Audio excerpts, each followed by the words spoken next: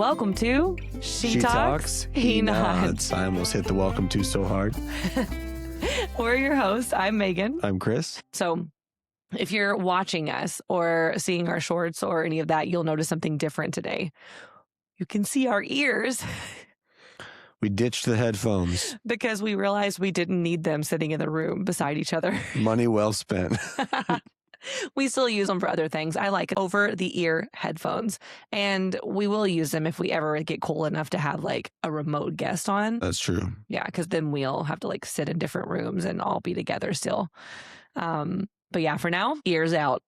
Turns out we do have ears. Yeah, we do. And it's much more comfortable. It is. Although something that's not comfortable. These chairs. Oh my gosh. But you know what? I love these chairs. I really do.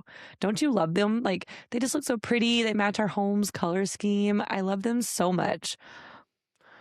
They're good chairs, but they're bad podcasting chairs. They are. Like, sitting in these for an hour or even just 30 minutes without like being able to adjust is really hard. When we're done here, my body just hurts.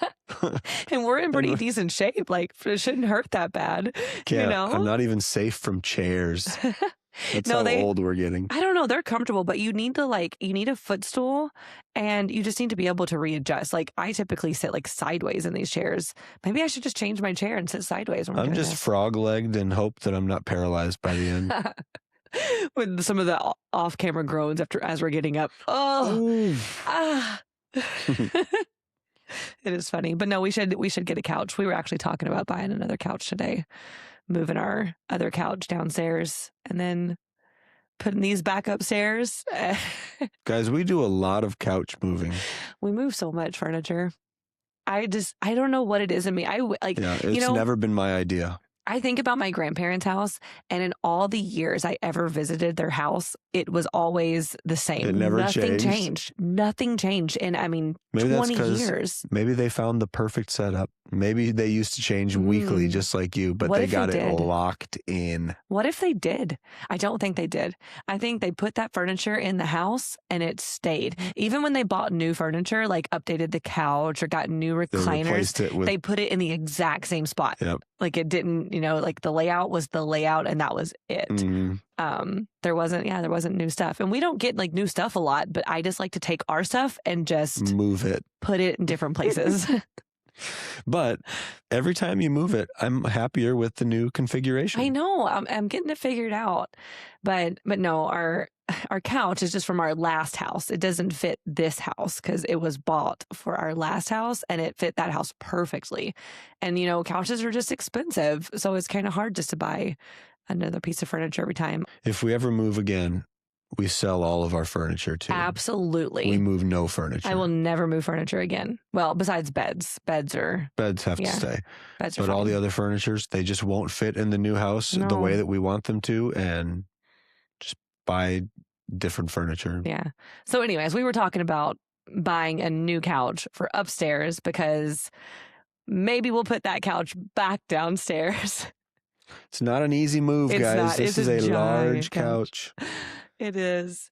It's a giant 2-piece sectional that's just a monster. Yeah. And got to get it downstairs. But that's like a good movie watching couch. And this is where we watch all the movies. So yeah, we'll probably have to do that soon. So maybe next week you'll see us on a couch if you're watching. Maybe these will be back upstairs. With me wearing a back brace because I hurt myself moving the couch.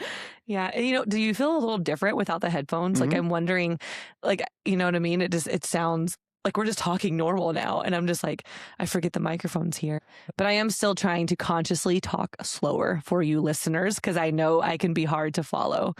And I was asking someone, I'm like, am I that hard to follow in real life? And Kris was like, oh yeah. And I'm like, dang. Then do people hear me ever? Or do they just do what you do and nod and haven't heard anything I've said or missed half of the point? I think the friend that you asked, they said, I get you. Yeah. I do talk too fast. Whether that means they understand you or they just know that you talk fast and that's just the way it is. I'm not sure which one she got. Yeah.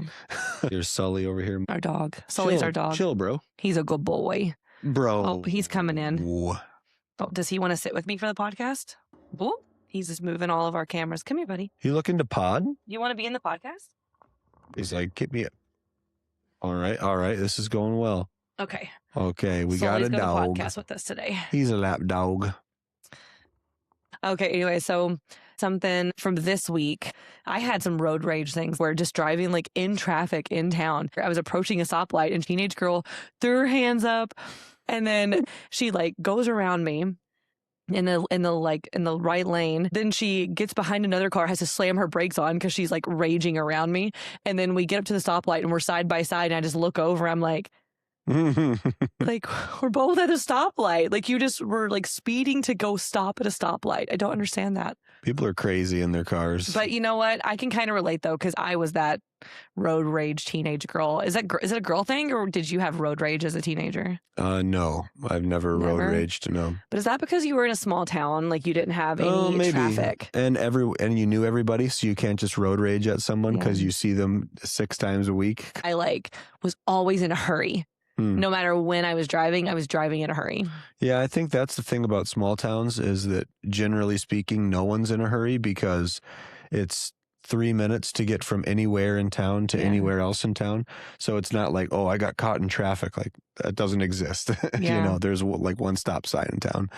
Well, I've pretty much just stopped that since you told me like, especially in town, it's not going to make a difference. No. Like speeding around people, like you're just being dangerous. You're not really like getting anywhere faster. Trying to weave in and out of traffic, really unnecessary, putting yourself in danger, especially if you have the kids in the car.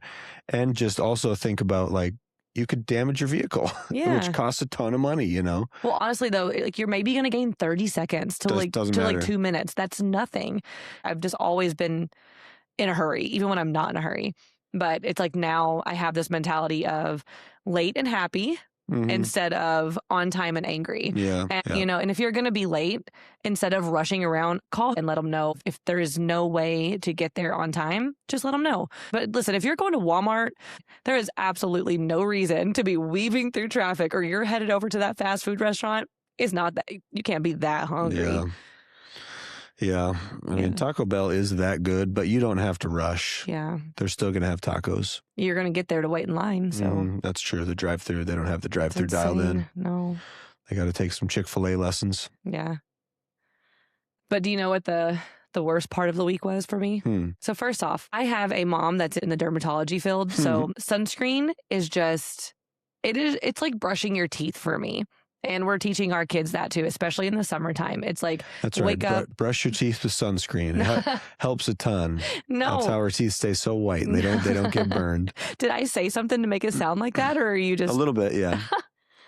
No, like you wake up, you brush your teeth, you brush your hair, and you put your sunscreen on your face. And then if you're going to be out longer than a couple hours, you put it on the rest of your exposed skin. Well, on Thursday, we went to the lake and I put my sunscreen on, but I was kind of putting mine on like on my body in between getting the kids all sunscreened up. And I just forgot my entire right shoulder. And we were there for 4 hours. And this was our like true first day, like in the sun, like for a long period of time with no shade. And when I got home and took my shirt off, I was just scorched. So burned. Oh, it hurts still. No. But it's going to be just a real funny tan line for all of the summer. Man, I've had some gnarly sunburns. I bet you As you can tell from my entire body is covered in freckles. You're basically a redhead. Yeah. I'm very low-key ginger. I mean, check out this beard. It's pretty red. Yeah, it's red on the sides more It than... is, yeah. And my hair is like, I don't know, it's brown, it's like but light brown. It is light brown, yeah. But you were definitely a ginger. Yeah, I'm very, very white. Super, super white. Yeah. And just many, many freckles. I've had so many sunburns that just blister and peel immediately, just in so much pain and agony. I can't imagine. And it wasn't until you that I was like, all right, I should probably start wearing some sunscreen. Yeah, you should. Sunburns were just like a part of life for me. I would just get really burned and be really hurting for a couple days. And then I would peel, I would molt like a snake. Yeah, that's not cool. No, not a good idea. No. I'm happy that I have not I still get on you about sunscreen. You still don't wear it as much as you should. Yeah. You should be putting it on every day when you go to work because you work in the sun all day long. I should. I wear those, I wear my bike sleeves. So you got to wear your sunscreen. When I put sunscreen on, I get everything. I know, but you should put it on every day. I don't want to be greasy though at 3 a.m. Okay, we don't use sunscreen with chemicals. My sunscreen's greasy, cream. No, we have many, many mineral-based sunscreens in here. Just the zinc. You just put that zinc on your face and go out for your day. It's not greasy at all. Pretty grease. You can even use my makeup tinted one. Give you a little color to your face. That's true. I am gorgeously tan when I use that. Yeah. All right. What is this episode going to be about? Going to talk about friends. Friendship. And how impossible it is to make friends. As a married couple. A couple with kids. With kids. And let's just go ahead and add in that we're both like serial introverts. Mm-hmm. So that doesn't help. Don't really care for people much. That's not, okay, that is not what an introvert is. And that's not true. Because I love people. I love people too. I also get annoyed by people, but I also love people. And I also like to people watch. People watching's great. But no, that is not what introverted means. Introverted means you need to gather your energy alone, and it wears you down to be around people. I prefer to be home. Yeah, alone. Yeah. I even get too much of you sometimes. Oh, that's offensive. I don't. I'm happy to be around you. That is not true. After a weekend, you're like, God, I can't wait to go back to work. Yeah, I suppose that is a bit true. You are tiring. No, I am tiring. No, I'm happy to be home. I don't get annoyed with you like that. If I had to spend, I guess that makes one of us. Okay. If I had to spend a week with just like a buddy, I guarantee by the end of the week, I couldn't do it. I'd be like, I have got to get back to my normal life. Exactly. You know? So that is what an introvert is. You are drained by other people. Yeah. It's not that you don't like people. It's just they drain you. Yeah. Whereas extroverts, like they get around people and they're energized from being around people. They're in the zone, you know. Cycles. I can't. I love being around my friends and people that I enjoy conversing with. But I also like when they leave, I'm just like, oh, nobody speak to me for the next hour. Like even you, like even when we have company, after they leave, we're just like separate, go away, put the kids to bed. I need to reset my entire brain. Yeah. Yeah. Luckily, we don't have a ton of friends. I don't know. Our circle's gotten bigger. It has gotten bigger, which I'm very thankful for. Yeah, I'm thankful for the friends that we have. We have a lot of really good friends. We do. Like really good people. But it's taken us a long time to make even those friends. Yeah, it has. Because when we lived in Eureka, we had one couple that had two girls, right? And they were like our only friends in Eureka. And their girls were older too. Right. They're teenagers now. I know. Yeah, they were really good to us. But they got us this panda. They got our oldest daughter this little panda. It's like the Jellycat brand. Get a Jellycat. Yeah. Those bad boys last. Yes. And that panda still today, so it has passed down through all three of our girls. And our youngest is currently, it's hers. And we're trying again, for a baby. So hopefully that gets passed down again. It has just been a favorite for all three of our girls. And it's so special. And that came from that couple in Eureka. I mean, it's been through the ringer and no damage whatsoever to it. It's not as white as it used to be. It got dropped in a puddle at the library once, and then it just got left outside the other day. Did it really? Yes, and the sprinklers got it. But it was naturally dried up by the sun. Nice. So and it was all in good condition still. Wow. So smelled good. It's not musty. Yeah. But since we moved from Eureka, we've fallen out of touch with those guys. Yeah. We follow them on Facebook still. So I see their girls growing up. Yeah. They're so big. Yeah. But then in Washburn, we only had a couple friends. Yeah. We made a couple really good ones. One set of friends that we still are friends with. Yeah. Yep. Yeah, I love those guys. And our kids are essentially the same age. Well, our oldest two are the same age. Yeah. But it wasn't until we moved to Bismarck that we finally started to make some lasting connections, since we're not leaving, so we can actually like commit. Because that's part of my problem. I have a hard time like opening our life to somebody that I know we're going to end up leaving eventually. You know what I mean? It's like making friends. I want to like stay friends, Yeah. Well, you can still leave and stay friends. I still have some good friends back in Kentucky, just a couple, three friends. Yeah. I've only got one from my 21 years that I lived in my small town. I've only got one friend that I even kind of stay in contact with. I don't even talk to him very often. Well, that's hard because they have kids and family. we have kids and family. You live, what, 3 hours from there? 3 hours away? It's hard. Yeah. Yeah, it's hard to stay in touch with people. Just like, my best friend from Kentucky, who I refer to as my sister, basically. I mean, we talk not even every month, just because we have busy lives. But when I do visit Kentucky, I'm just like there for the whole day, and it's still, and it's no different. Like nothing changes because we've been friends for over 15 years. Like she's been my best friend since middle school. We lived together in college. And so when I go to Kentucky, we just walk in and I just help myself. I always walk right in. I go straight to her bedroom and get a sweater because her house is so cold. Yeah. And I'm cold. So I'll go get a sweater and then I just help myself in the kitchen and then plop down on the couch and just snuggle her like I've never left.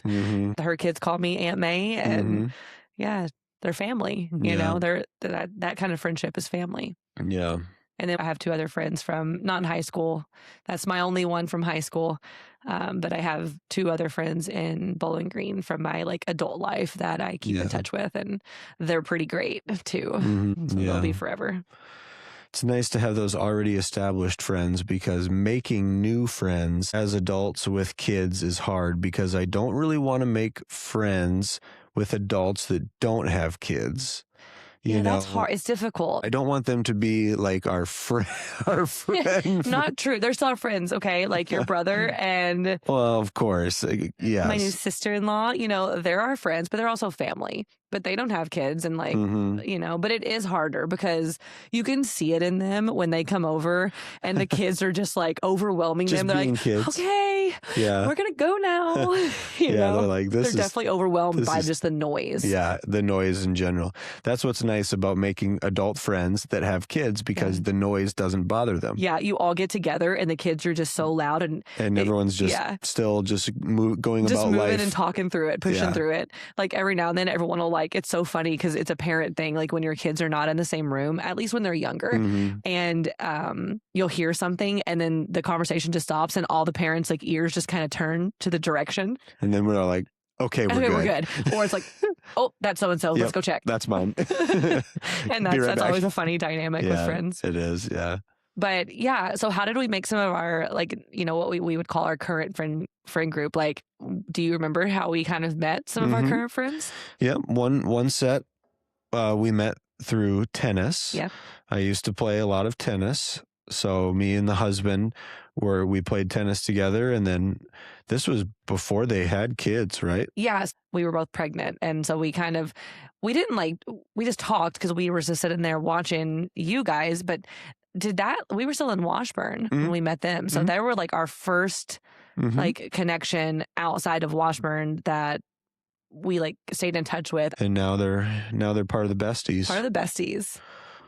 Yeah. Yeah. So that was good. And that was it worked because the husband and I had tennis in common. Yeah. And now you don't play tennis. Yeah, because were you playing him when you broke your foot? I was. Yeah, that's right. He was beating me badly, and it was what a way to go out. I know, and in a set that didn't matter. The match was already over, but we still had court time, so we're like, we should just play another set. We still had 30 minutes of court time left, so we're like, we should just keep playing because that was quick. You really beat me bad. Yeah. And then I broke my foot, and so that ended my tennis career. Yeah. And now I bike. Now you bike, and I like biking better. And we're gonna try to turn them into bikers. And guys, when we say bike, we mean cyclists. We're talking about bicycles with pedals. Yes, we're not motorcycling. Biking. Yeah. But so then another couple that they're kind of a newer one, and we're really close because we have a couple of things in common. The first thing we had in common was we were neighbors. Whenever you're neighbors with older kids, like kindergarten or up, and it's the middle of the week, and you look out and they're playing at the playground or they're outside, you're like, ooh, they homeschool and they have the same age kids as me, so we better go connect. So we kind of connected through that, and we were very close neighbors, in a townhome community. The thing is, it worked because we meshed really well with the adults. Yeah. We both get along super well with the adults, and their kids are super sweet. Yeah. And our kids get along with their kids. And they're all the same age, yeah. Again. Kind of a little staggered by 1 year, but very similar in age again. Yeah. So when we first established, the kids were just always back and forth. And it was just that at first. Like, it's so funny because I always do this because I think I'm more introverted than Kris when it comes to like talking to strangers. You are for sure. So if there's a new connection to be made, I force him to it. I'm like, okay, go and do that, you know? So it was just kind of you talking to their dad for a while when the kids would play. And then finally me and their mom kind of connected, and it was so funny because now we're like really close. Now you guys are closer than I am with her husband. Yeah, we're really close. That's because I don't call people and say, you want to go hang out? Yeah, me and her actually like get together and just hang out aside from the kids too. Yeah. Like she's became a really close friend. But it's so funny because once we got close, I was just like, you probably like just didn't think I liked you or something, because just the way I talk, I guess I have just this tone sometimes. And I feel like people can think I'm cold. Mm-hmm. And until they know me, they realize, okay, she's not cold. It's just who I am. I come off cold. It's the way you converse, which we've talked about before, which I think is a funny way to converse. But I've seen you converse with other people that converse the same way you do. Yeah. Where when I talk to somebody, I'm listening to what they say, and then I want to like expand on what they said. Whereas somebody says something to you, and then you respond with your experience. Yeah, that's how I'm showing my connection. That's how you show your connection. I show my connection by trying to display understanding without giving an example. You know what I mean? Yeah, see, I struggle with that because how can you show me that you understand if you've never had an example of what, you know what I'm saying? Like by asking relevant questions to the situation that only somebody that would understand would know to ask. But see, that's when you do that, that makes me think you need to hear more to understand. I'd be happy to hear more. That's part of conversing. I like to let the other person talk, especially when I'm meeting somebody, especially when I'm really like first connecting with somebody. I don't want to give very much about myself. I just had an epiphany of like maybe why I do this too. So, well, first let me explain. So the way I do it, in case you've ever talked to me and you're like, man, that girl was rude. Like, I'm really not being rude. Like, if I am sharing anything with you, it's because I like talking to you. Mm-hmm. If I don't share something with you and I'm just saying yes, it's probably because I don't have interest. I just don't. Because you can't relate. Because I can't relate. And the only way that I really, truly know how to relate. Now, if I ask questions, I'm interested in learning and I want to learn more. If you're just saying, dang, that's crazy, I'm just like, okay, move on. But like, no, if you were to tell me a story about whenever you broke your foot, you know, if I didn't have anything to relate to that, I would just say, wow, that's crazy. Like you said, or that must have hurt, or, you know, what did you do next? I wouldn't say much. Feet are pretty weak. Yeah. But if I related to that, I'd be like, oh my gosh, like this one time I put my arm through a glass door and let me tell you about my recovery. Like that's how I connect. I share something about myself to show you that I can relate. I understand fundamentally. I know you understand. No. I mean, fundamentally, I get it. Like, how you want to connect, just in the moment during a conversation. When I've sat back and watched you do that with somebody, I'm just like they'll say something and then you just go off on your own tangent, and I'm like, but then they go off. But I'm like, but they were still talking about their thing, and now you're talking about your thing. But then they'll say something, like I'll say something, and then they'll go right into like telling me a story. Like I share a story and they share a story, and then I share a story off that, and then they share a story. And I love talking to people who just share their stories. I have seen people like that talk with you like that, and it's funny. And I light up, don't I? Like it's a true enjoyment. It's hard to listen to for me because that's not the way I converse. So like I'm like, whoa. There's a lot going on here. There's a lot of talking and not a lot of listening is what it sounds like to me. But I know I'm really in it. I'm in the conversation. I get it. But yeah, I think that's just funny. And I have I never even realized that until you. Mm-hmm. And since then, I really do. Sometimes it's so funny. So when someone starts talking, sometimes I don't listen because if I listen and I really enjoy it, I'm going to have to respond with my own story because that's just how I'm wired, I guess. But sometimes I don't listen so I can tell myself to formulate a question. So by the time they're done speaking, I have this question ready for them so that they can elaborate. And then after I do it, I'm like, yes, nailed it. Now they're going to keep talking. And then after that, I at least get one question in. Okay, Sully's ready to leave the chat. All right, bye, Sully. Thanks Thanks for joining us. Okay, so if you're watching video, I'm sure that looked wild because our dog decided to leave the chat in the middle of this. Tearing everything down in his way. The cords fell, the light fell, everything fell. My phone fell, got disconnected. It's all good. We made it work. Then I had to go pee. And guys, people with kids out there, how often are you guys plunging toilets? Because I'm plunging toilets every day. 3 times a day. Every day. I think we just have bad toilets. I think we just need better toilets. I think we have bad peers. You guys use so much toilet paper. Listen, you have to get a decent amount of toilet paper. You wouldn't understand because you're a boy, okay? 3 squares. No. 3 squares. And if you're wiping with 3 squares, there's something wrong with you. Just 3 squares at a time, baby. Listen, 3 squares, I don't want pee all over my hand. That's 6 plies. Don't want pee all over my hand, okay? You got to have enough. And I've taught the girls that too. They don't want pee in their hand. Well, when I plunged, there was a piece of toilet water that hit me in the hand. And now I had to... It was the kids. It's because they pee and don't flush and pee and don't flush and pee and don't flush. And then say, Dad, I flushed, but it's clogged. It's like, well, why'd you decide to flush now? You hadn't flushed all day. Yeah.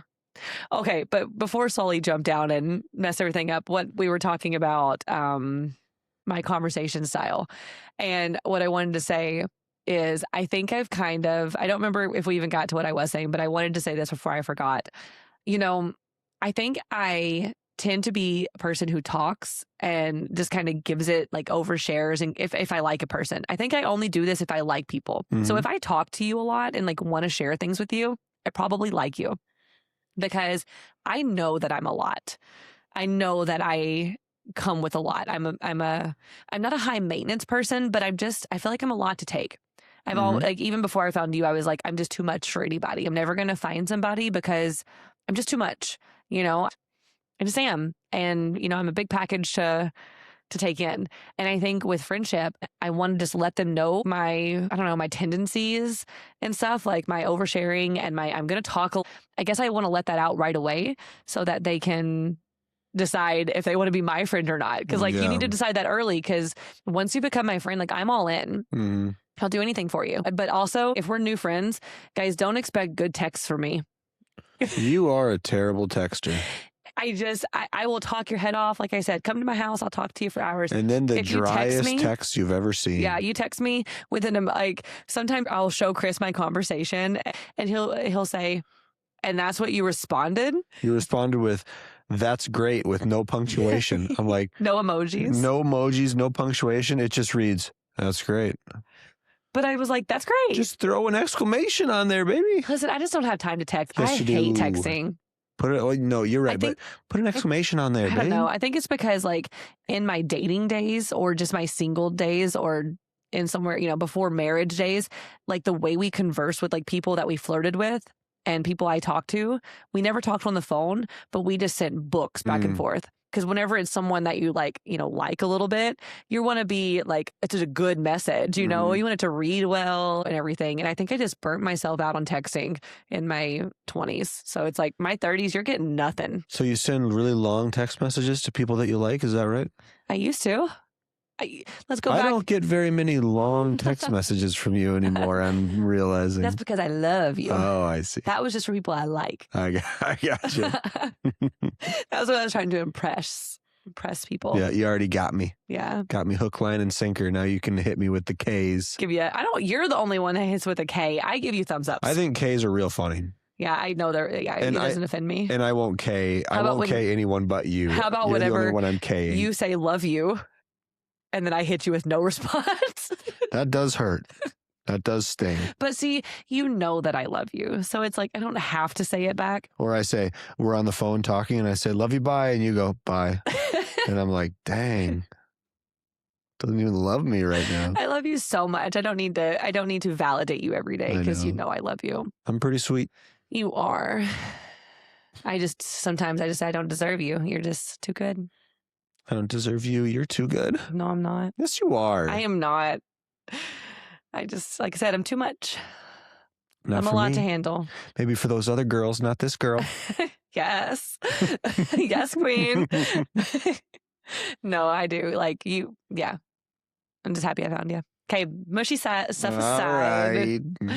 Anyways, we were talking about friendship.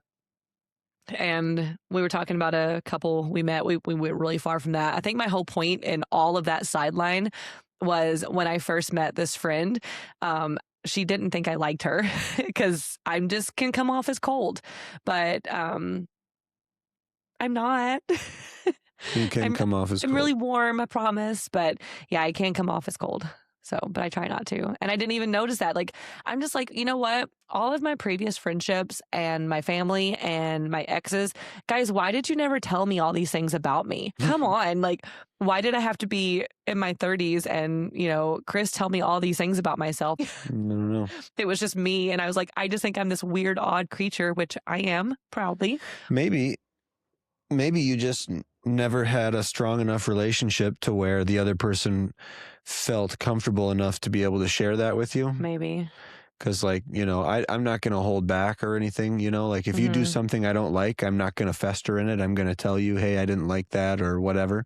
Yeah. And you do the same thing to me. And I think that's an important part of relationships is to be able to speak your mind to your partner without the worry of how they're going to react. You know? I think relationships are built off time and experience, you know? Sure. Like when we get in a fight, it's not an argument and you get further apart. Like, no, when we fight, we get closer because what we're going to do is we're going to learn something about each other. And despite the fact that we got in a fight, now we have to figure out a solution. Once we figure out that solution, now we know something new about each other. We know how to handle it next time. Yep. And whenever you're living to fight for your partner, that's how you know. Yeah. And so if you're out there and you're getting mad at your partner and you're staying mad or you're building resentment and grudges, well, it's not going to work out. I'm sorry. It's just not. Because not if you continue doing that. Yeah. You have to. Fighting should bring you closer. Yep. That sounds weird, like we don't fight much, but like I just feel like it should be quick. It should be a quick turnaround. Like you get in an argument and you realize as you regulate again. Yeah, you realize what happened and why that happened. That's what's important because you learned something about your partner. You have to adapt to your partner as you learn them, and that's what makes a difference. Yeah. Yeah. We got off there again. It's good advice though. One other thing I wanted to say about making friends as an adult with kids, trying to make friends with other adults that also have kids. Is that if your kids don't mesh or the adults don't mesh, like the whole relationship just... It's going to be hard to keep. It's going to be way hard. We've had friendships where the kids liked each other, but we didn't mesh with the parents and their parenting style, or we did mesh with the parents, but the kids just didn't mesh. And we're like, well, we can't be friends with the adults and drag our kids along where they're going to be miserable, like that's what makes it so hard. And I feel like that's what really makes me appreciate the friends that we do have. Yeah. Because I know it is difficult to find that perfect dynamic where the adults like each other and the kids like each other. And the kids like each other and you like their kids and they like your kids and it all just works out well. Isn't there like a saying that's like the way that you make friends is so you have proximity friends like that are in your neighborhood.